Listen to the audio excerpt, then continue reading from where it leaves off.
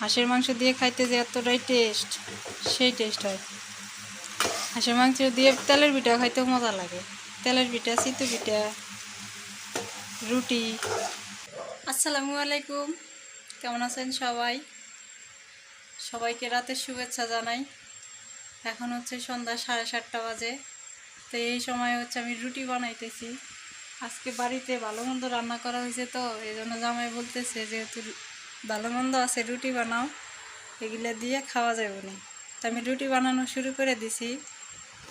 রুটিটা বাছতেছি। রুটি দিয়ে মাংস দিয়ে খাইতে ভালোই লাগে। হাঁসের মাংস আছে, তারপরে হচ্ছে কচু পাতা ভর্তাও আছে।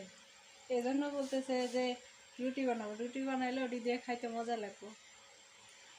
আমি ভাবলাম যে আসলেই তো রুটি দিয়ে হাঁসের মাংস দিয়ে খাইতে কিন্তু সেই মজা লাগে। বেশি দেরি না করে রুটিটা বানানো শুরু করে দিছি। রুটি দিয়ে খুবই পছন্দ, আমারও পছন্দ, ওরও খুব পছন্দ। আগে হচ্ছে রুটি বানাইতে পারতাম না, আস্তে বানাইতে বানাইতে শিখে গেছি যে রুটি কি সুন্দর ফুললে ওঠে।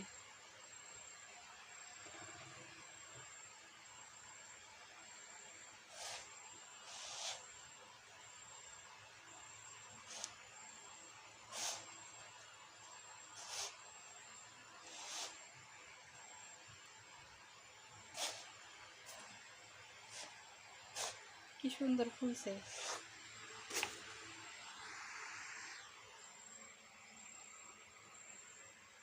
এরকম করে ডইলা ডইলা তারপর রুটি বানানো লাগে।